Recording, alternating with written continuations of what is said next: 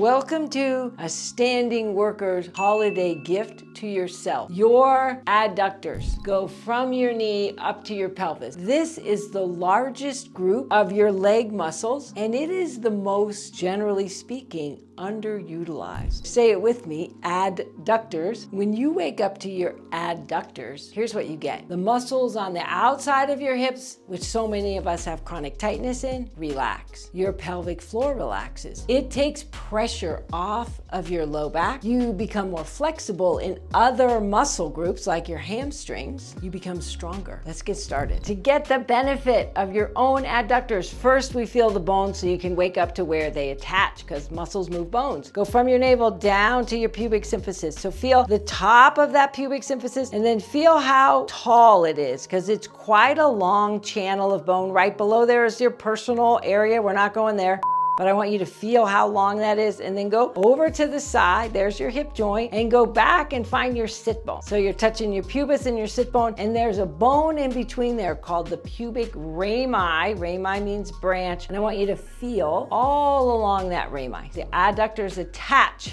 at these locations. The first adductor is called the pectineus, goes from the pubic symphysis on one side down to the thigh bone. Put your fingers at the diagonal of the way I'm moving my hand and lift, and you will feel the pectineus. It helps to lift the leg. More of a lifter than an adductor. Behind pectineus, a little lower, we have adductor brevis, goes a little longer, and it also helps lift the leg. So press your fingers in there, you'll feel it. It helps adduct. And then back to the very front, up higher, we have adductor longus. And that one helps to lift, adduct. And the longest of the adductors, let your arms shake out, is the gracilis. So the gracilis goes at the very bottom of the bone, the pubic bone, where it starts to make that curve back to be the rami. It starts there, goes down, down, down, down, goes behind the knee and attaches right inside the tibia. So feel that a couple times. And that one, if you put your fingers along that, if you lift your leg and adduct it, you'll feel your gracilis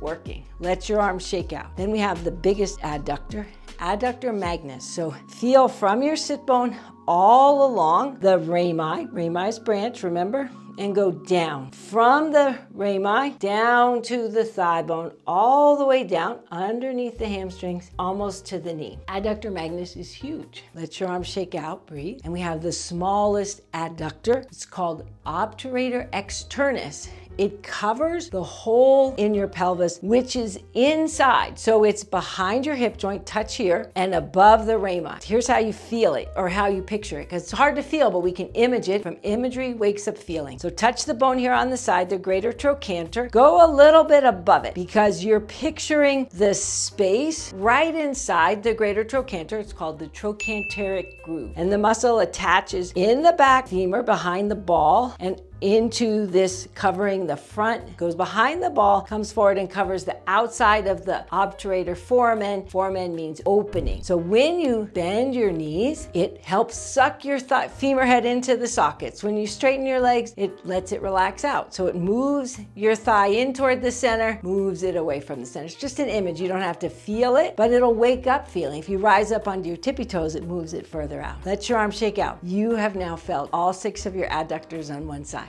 Breathe. Let's see what kind of benefit made it to you. Did you get more flexible on that side?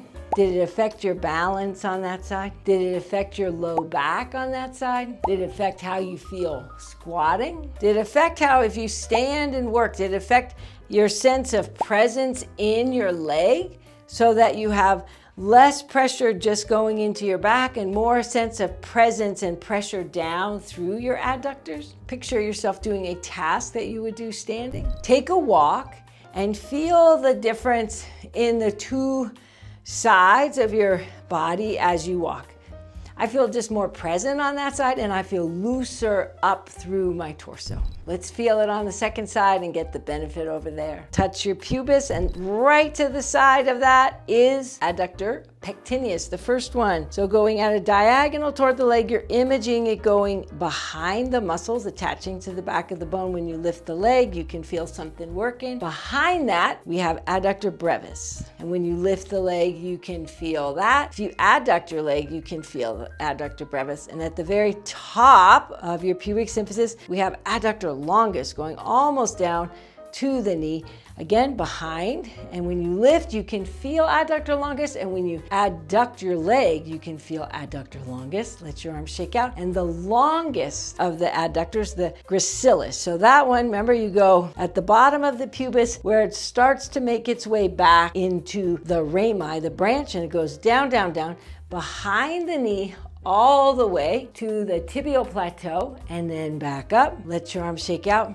Then we have the biggest adductor magnus. So you feel that whole pubic rami branch. Take your hand from there, and the whole thing is going on to the thigh bone, almost down to the knee. Let that go. And we have the smallest adductor, obturator externus. So you feel the bone on the side. You go a little bit up and a little bit back. So there you're approximating the trochanteric groove.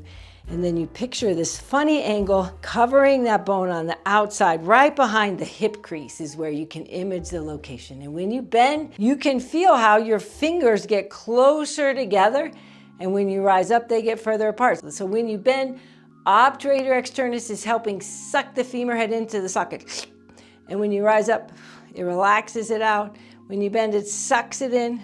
Adductors have an energetic flow that makes them the most functional, which makes you feel the best, and that is up toward the pelvis. So do that on both legs, up toward the pelvis. And let's see what kind of benefit made it to the second side. Feel your posture. Feel your low back. Feel your flexibility. Feel your ease of movement. Any size squat you would like to do. Feel your walk. Feel what is normally kind of tension you have on the outside of your hips and what you have right now. So let's play with using the adductors at your standing working. So there you are working, and a lot of times it's easy to shift the weight back, so we're in the back chain and not using the adductors at all. So see if you can put your weight forward so you feel your upper body going down through your adductors. Your adductors are flowing up as you work.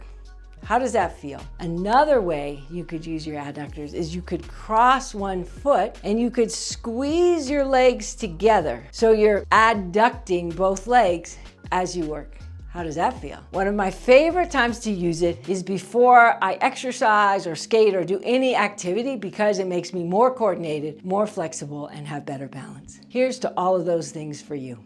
I help people get out of pain using embodiment, which you have just had a taste of. My skill and gift is that I can see the cause of your pain and how you move. If you would like to have my eyes on your body and your movement to help you get out of pain, below this video is a link to something called a chronic pain breakthrough session. The session is complimentary. I get to learn about you and your pain, and if it's appropriate, I tell you about how my healing programs work, and if they're fit, we work together. If not, I have all these great videos here to help you heal pain so you can thrive and be happy and feel good in your body and enjoy your life. Here's to that for every one of us on this planet.